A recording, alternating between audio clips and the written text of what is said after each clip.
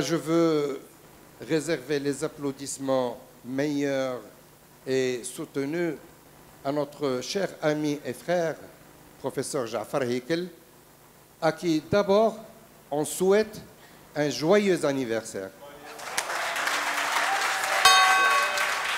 Joyeux anniversaire, joyeux anniversaire, joyeux anniversaire, joyeux anniversaire.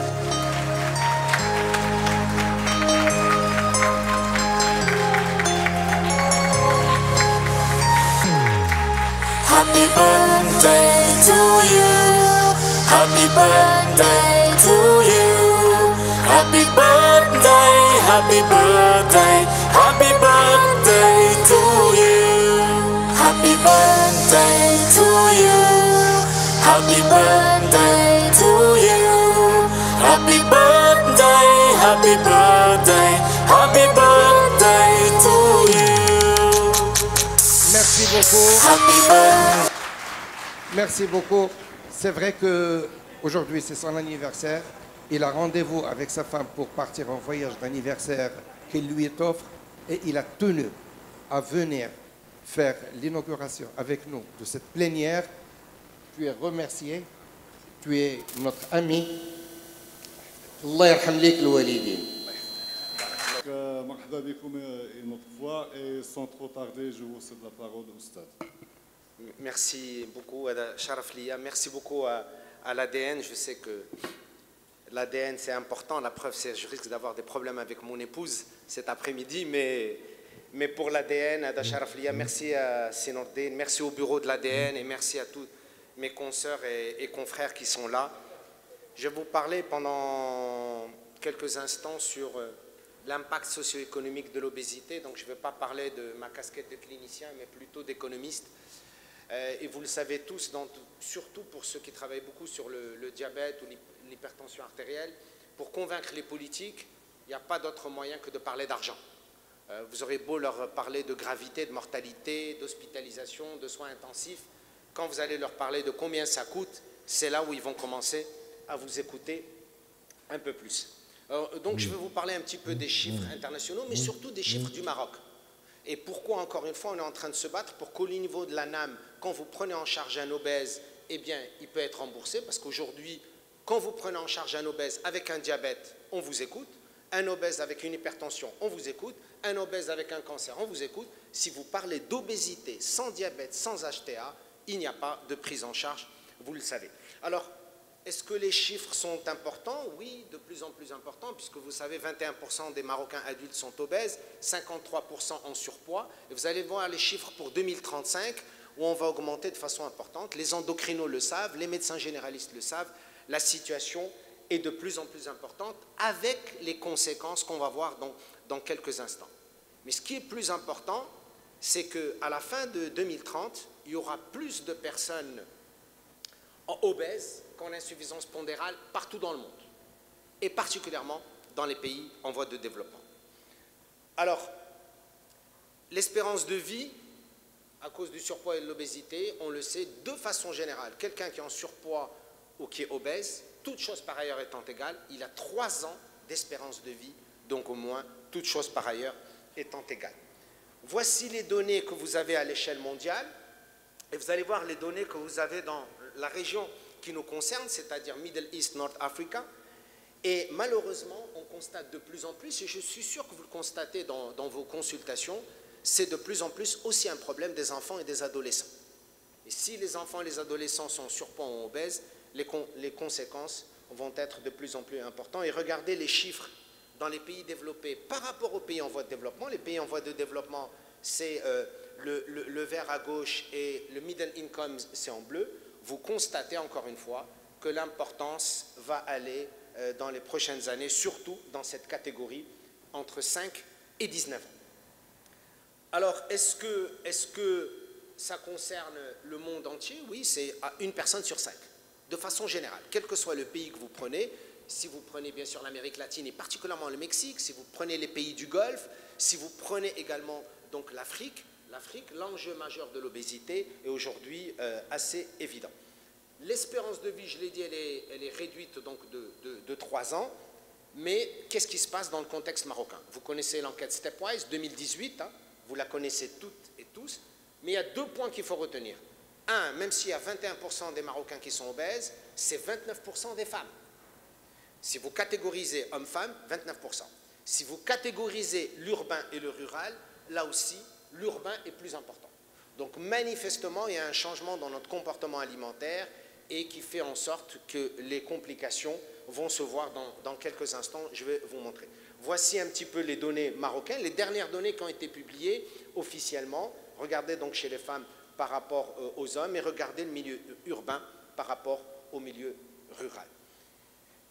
Ce qui nous inquiète de plus en plus, ce sont les enfants et les adolescents. Et regardez quand même le surpoids et l'obésité de 13 à 17 ans, c'est 13,9% et 3%. Et encore une fois, plus chez les jeunes filles que vous allez voir par rapport aux jeunes garçons. Et vous allez voir les conséquences. Elles ne vont pas vouloir faire de l'activité physique, elles ne vont pas vouloir se mettre, s'habiller en tenue donc, de sport, avec toutes les conséquences. Qu'est-ce qui va se passer dans les 25-30 prochaines années dans notre pays? Voici les dernières données qui ont été publiées par World Obesity. Et regardez d'ici donc 2060, ce sont des chiffres du Maroc. Et regardez un petit peu donc l'évolution. Nous sommes en croissance importante d'ici 2060. Voici les données, où est-ce qu'on va être? On va atteindre chez l'enfant et l'adolescent 30% et chez l'adulte, mes amis, hommes et femmes, 48%. C'est énorme, énorme pour un pays comme le Maroc. Et vous allez voir que ça a des conséquences. Alors, on ne va pas parler de médicaments, vous allez très bien en parler durant votre congrès. On va parler argent, on va parler sous. Et vous allez voir que ce qui se passe à l'échelle mondiale, les conséquences dans le contexte marocain. 4 320 milliards de dollars de dépenses à cause donc, du surpoids et de l'obésité. Je ne parle pas donc de pays comme la Chine ou des pays comme l'Inde. Mais regardez le dernier chiffre, c'est les chiffres du Maroc. En 2020, nous avions 4,6 milliards de dirhams de dépenses à cause de l'obésité. Vous savez quel est le budget total du ministère de la Santé? C'est 30 milliards de dirhams. Si vous prenez que l'obésité, par contre, si vous prenez obésité, diabète, HTA, insuffisance rénale, c'est 60 milliards de dirhams. C'est-à-dire 2 fois le budget du ministère de la Santé. Prenez toute la santé au Maroc, toute la santé, le budget, vous le multipliez par 2, et c'est obésité, HTA, diabète, insuffisance rénale. Et donc c'est impossible de soutenir ça par les caisses. Et vous le voyez, vous avez entendu parler récemment de la CNOPS et de la CNSS, c'est impossible d'être soutenu par la CNOPS et à la CNSS qui aujourd'hui arrive à s'en sortir. Dans 5, 6, 7 ans, ce sera impossible par les maladies métaboliques et les maladies chroniques. Mais par contre, en 2035, on va aller encore plus loin, ça nous coûtera 9,2 milliards de dirhams uniquement pour l'obésité. Regardez un petit peu les traitements, et je pense que ce n'est pas à vous que je vais dire l'association entre l'obésité et le diabète, vous le savez très bien, ce n'est pas à vous que je vais dire association obésité, HTA ou maladies cardiovasculaires, mais regardez que le surpoids est quand même responsable de 70% de tous les coûts de traitement que vous prenez dans le diabète et également dans les maladies cardiovasculaires, et 9% responsables des dépenses liées au cancer. Et ça, ce ne sont pas uniquement donc, des données dans les pays développés, mais également dans les pays en voie donc, de développement. Si vous prenez notre produit intérieur brut, c'est-à-dire ce que le Maroc produit comme richesse, eh bien 3% de notre richesse aujourd'hui est consommée par le surpoids et le diabète. Et ça, c'est très très inquiétant. On devrait avoir entre 0,4 et 0,5% de notre produit intérieur brut, mais aujourd'hui, ça représente à peu près 3%. Et si vous voulez voir les pays en voie de développement, ce n'est même pas la peine de voir combien il y a de zéro, c'est 7 000 milliards de dollars que ça va coûter dans les 15 prochaines années. Et vous le voyez, ça concerne l'ensemble des pays où vous regardez en ordonnée quel est le pourcentage de dépenses par rapport au budget de l'État, et vous voyez que ça va aller dans des pays comme par exemple l'Allemagne jusqu'à 8-9% du budget de l'État. Si vous regardez les maladies cardiovasculaires et le diabète, uniquement maladies cardiovasculaires et le diabète, et regardez tous les cas qui sont reliés au surpoids et l'obésité, uniquement si vous catégorisez le diabète et les maladies cardiovasculaires, et regardez qu'est-ce que ça représente de l'autre côté en termes donc de pourcentage donc de dépenses, et je pense que c'est aujourd'hui une grande inquiétude. Tous les pays sont concernés, et particulièrement un pays dont vous avez entendu parler, c'est le Mexique. Je vous rappelle que le Mexique, c'est le premier pays au monde de consommation de soda par habitant. Vous savez combien consomment les Mexicains? 170 litres par Mexicain par année de soda. 170 litres. Pour que vous ayez un ordre de grandeur. Alors, les dépenses de l'obésité, il y a ce qu'on appelle les dépenses directes et les dépenses indirectes. Je pense que vous en avez entendu parler. Je ne vais pas vous parler des dépenses, vous allez voir, les dépenses médicales, finalement. Et on nous a toujours dit, hein, dans les politiques, dans les ministères, oui, les médecins font dépenser, c'est la prescription des médicaments, c'est l'hospitalisation. Vous allez voir que la majorité des coûts sont des coûts qui sont liés à des coûts qu'on dit indirects. Alors, je ne vais pas, les calculs, on les fait, on a l'habitude donc de faire ça. C'est uniquement pour vous dire qu'aujourd'hui, on a modélisé mathématiquement et on sait exactement par rapport à l'âge, le sexe, la durée de surpoids, obésité, le risque de diabète, le risque d'HTA ou d'autres maladies, on est capable de vous dire combien ça va coûter. Et voici la dernière donnée de l'OMS qui vous montre un petit peu quels sont les coûts. Et 70%, comme je l'ai dit tout à l'heure, des coûts sont réellement des coûts indirects et non pas des coûts qui sont médicaux. Si vous voulez parler de l'absentéisme, si vous voulez parler d'un certain nombre d'emplois, vous allez voir que c'est réduit de façon importante, entre 8 à 10% de risque de perte d'emploi quand vous avez des pathologies qui sont liées au surpoids et à l'obésité. Et la probabilité d'être absent ou d'être moins productif est 3,4 fois plus importante par rapport à d'autres personnes.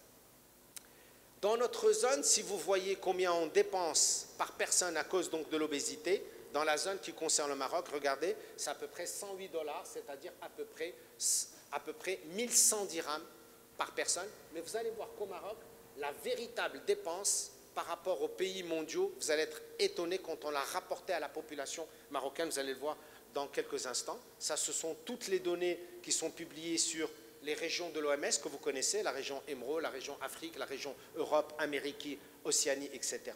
Et vous voyez que dans notre région, c'est la flèche rouge, c'est notre région qui est la région la plus concernée par le diabète, l'HTA et l'obésité. C'est la région dans laquelle appartient au Maroc. En rouge, la flèche rouge, c'est aussi le Maroc. Et regardez, le Maroc, c'est un des pays où malheureusement l'impact des maladies métaboliques sera le plus important sur les dépenses de l'État. Alors combien ça coûte chez nous?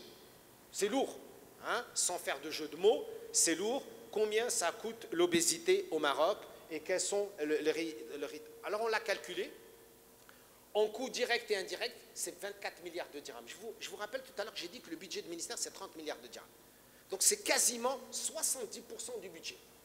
Quand vous prenez les coûts médicaux directs et les coûts indirects, ça fait 2,64% de notre produit intérieur brut. C'est énorme, alors que si on pouvait faire de la prévention, si on avait les moyens de prendre en charge, s'il y avait le remboursement pour les soins et la prise en charge des patients, eh bien, on n'en serait pas là. Regardez un petit peu ce que ça fait. Mais si vous faites les projections, et ça c'est tous les bureaux d'études qui l'ont fait, voici les projections pour le Maroc jusqu'en 2060, les projections pour le Maroc, et regardez que finalement au Maroc, dans moins de 30 ans, vous allez avoir pour chaque Marocain obèse, il va nous coûter par année, quand on dit nous coûter, parce que c'est les impôts de tout le monde, ça va coûter et ça va lui coûter à sa poche environ 540 $ par personne. Vous allez me dire 540 $, finalement 540 $, c'est 5300 dirhams. Mais regardez, mesdames, messieurs, à l'échelle mondiale. Regardez à l'échelle mondiale où se situe le Maroc. Ça, c'est les dernières données. Le Maroc se situe juste en dessous des États-Unis, mes amis. Juste en dessous des États-Unis. Les États-Unis sont à 586 € et le Maroc est à 540 €. Pour quelqu'un qui a un pays qui n'a pas autant les moyens, qui a du potentiel, mais qui n'a pas autant les moyens, regardez, la France est à 135 €, le Maroc est à 540 euros. Je parle uniquement de la prise en charge, bien sûr, par rapport à l'obésité. Ça, c'est les dernières publications et qui font les projections de 2020 à 2050. Est-ce que le Maroc a fait des choses? Oui, grâce à vous, les médecins généralistes, les endocrinos, les spécialistes, bien sûr, vous prenez en charge, et heureusement que vous prenez en charge les diabétiques, les hypertendus et les obèses. Est-ce qu'il y a un programme ministériel? Vous le connaissez tous, c'est celui-ci, le programme national nutrition. Le programme national, on a créé un programme national de lutte contre l'obésité chez l'enfant et l'adolescent au niveau de la direction de la population, au niveau de la direction de l'épidémiologie, également la lutte contre les maladies métaboliques. Mais il n'y a pas de rubrique réservée à l'obésité, sachant que l'obésité est considérée comme une pathologie par l'OMS, mais chez nous, ce n'est pas encore considéré comme une pathologie, donc il n'y a pas de rubrique pour le remboursement et il n'y a pas de rubrique pour la prise en charge, donc l'obésité, même si elle est considérée comme une pathologie. Donc qu'est-ce qu'on va faire dans le programme national? C'est la réduction du sucre, la réduction du sel, la réduction donc du gras et la promotion de l'activité physique, etc. C'est exactement ce qui a été fait. On a même fait l'étiquetage nutritionnel obligatoire dans tous les endroits où vous allez acheter des aliments au Maroc. Mais combien parmi vous, vous lisez les étiquettes nutritionnelles? Honnêtement, regardez-moi dans les yeux. Regardez-moi dans les yeux. Combien lisent, quand vous allez faire vos courses pour vous, pour vos enfants, pour la maison, vous lisez les étiquettes nutritionnelles? Eh bien, l'enquête qui a été faite par Synergia, c'est moins de 3% des gens vont lire les étiquettes nutritionnelles en détail. Et je suis en train de parler en face de moi d'intellectuels et de gens qui ont au minimum bac plus 8, voire bac plus 12. bac plus 8, bac plus 12. فهمتوني؟ بلا ما نهضر. Alors, est-ce que les taxes marchent? Est-ce que si, pour lutter contre l'obésité, est-ce qu'il y a des... Oui, eh bien, le Maroc, figurez-vous, est un des rares pays au monde qui a imposé une taxe sur le sucre. Quand vous dépassez 8 grammes pour 100 millilitres dans des boissons, quelles qu'elles soient au Maroc, eh bien, celui qui le produit surtaxe. Et on est parmi les rares pays au monde à avoir imposé cette taxe, qui est de 20% dès que vous dépassez les 8 grammes pour 100 millilitres. Et ça, on s'est battu au Parlement pendant quelques années, on a réussi. Et maintenant, ça y est, c'est clair, c'est ce qu'on appelle le Moroccan Obesity Task Force.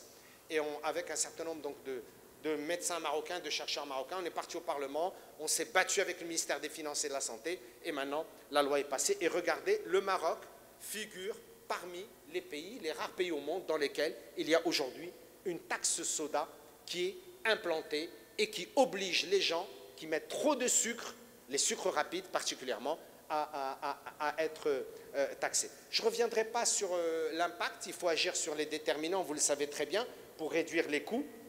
Mais ce que je voudrais, c'est vous montrer la rentabilité si vous, médecin généraliste, si vous, médecin spécialiste, vous jouez un petit peu plus le rôle. Regardez donc l'impact.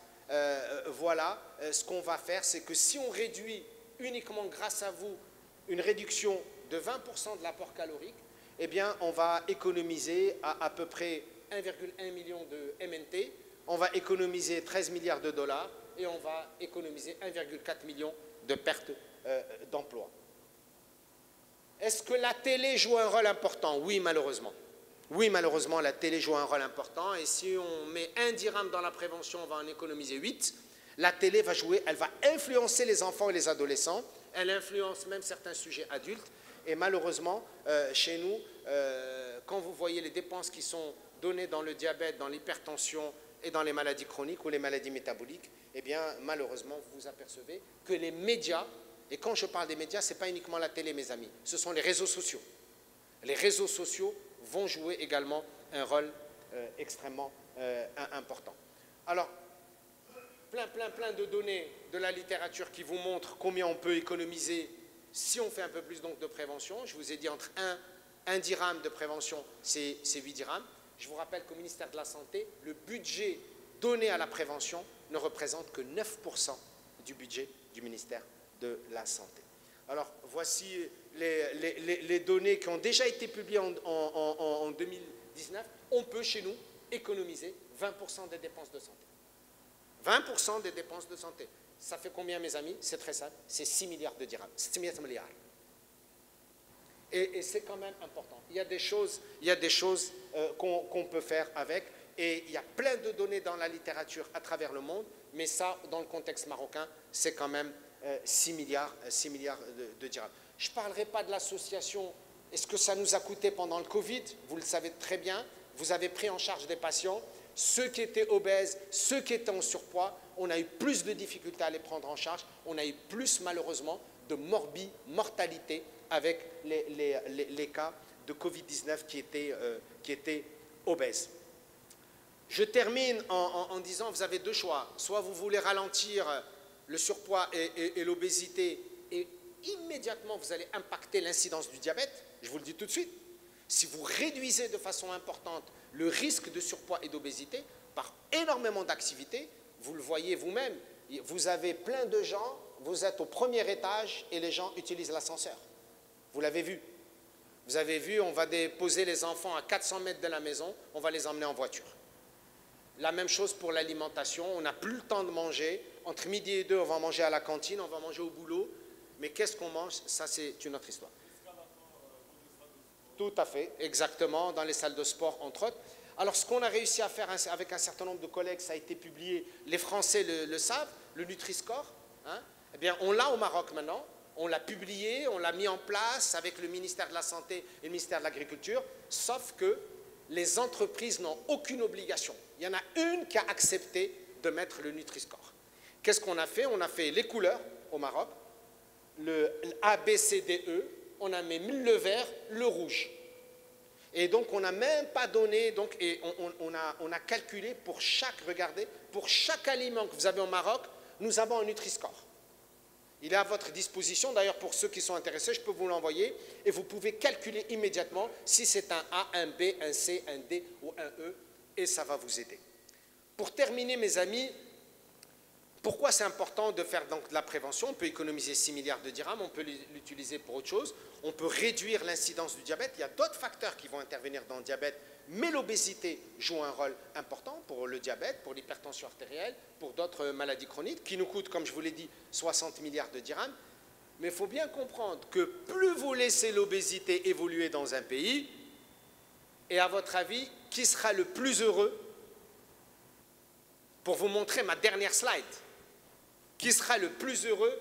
Plus on laisse notre ventre grossir, qui sera le plus heureux? Hein? Je passe ma slide. Vous devinez pas? Qui sera le plus heureux? Normalement, Hind l'Iraqi, elle le sait à l'avance, elle. Eh bien, mes amis, vous avez gagné.